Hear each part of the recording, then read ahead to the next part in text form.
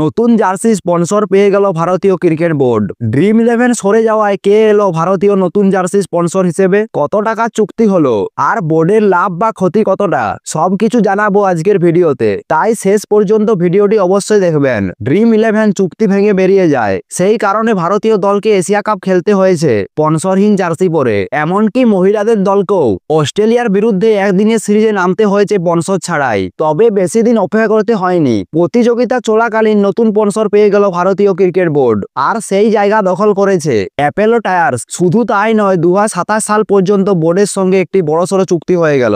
এবার আসা যাক টাকার খেলায়। আগের স্পন্সর ড্রিম ইলেভেন প্রতি ম্যাচে বোর্ড কিনত 4 কোটি টাকা, মোট চুক্তি ছিল 358 কোটি টাকার। কিন্তু নতুন চুক্তি হয়েছে আরো বড়, অ্যাপোলো টায়ার্স প্রতি ম্যাচে দেবে 4,50,00,000 টাকা।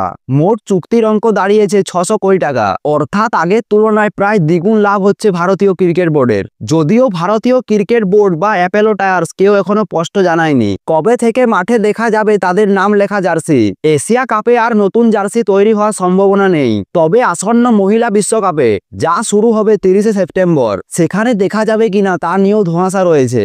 বন্ধুরা, এখানে একটা গুরুত্বপূর্ণ দিক আছে। 2023 সালের জুলাই মাসে ড্রিম ইলেভেন হয়েছিল ভারতের প্রধান স্পন্সর। 3 বছরের জন্য, অর্থাৎ 2026 সাল পর্যন্ত চুক্তি হওয়ার কথা ছিল।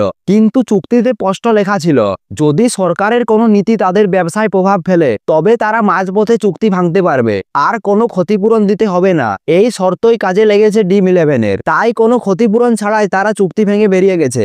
ড্রিম ইলেভেন সরে যেতে ভারতীয় ক্রিকেট বোর্ডে নতুন দারপত্র আহ্বান করেন। অ্যাপোলো টাওয়ার্স ছাড়াও প্রতিযোগিতায় নাম দিয়েছিল ক্যানভা আর জে টায়ার। আগ্রহ দেখালেও শেষ মুহূর্তে দারপত্র জমা দেয়নি বিড়লা অপটাস। শেষ পর্যন্ত সব সংস্থাকে হারিয়ে বাজিমাত করে অ্যাপোলো টায়ার, অর্থাৎ সাহারা, স্টার গোষ্ঠী, ওপো, বাইজুস। ড্রিম ইলেভেনের পর এবার ভারতীয় জার্সির স্পন্সর হলো অ্যাপোলো টায়ার। এবার দেখার বিষয় নতুন জার্সি কবে থেকে মাঠে নামছে এবং বিশ্বকাপে কি নতুন চমক অপেক্ষা করছে। আপনাদের কি মনে হয় অ্যাপোলো টায়ার্সের সঙ্গে চুক্তি ভারতের কি লাভজনক হবে? আর মাঠে খেলোয়াড়দের নতুন জার্সি কেমন দেখতে লাগবে কমেন্ট করতে ভুলবেন না। আজকের ভিডিওটি যদি ভালো লেগে থাকে তাহলে লাইক দিন, শেয়ার করুন বন্ধুদের সাথে, আর সাবস্ক্রাইব করে দিন আমাদের চ্যানেল। নতুন আপডেট পেতে পাশে থাকুন। ধন্যবাদ।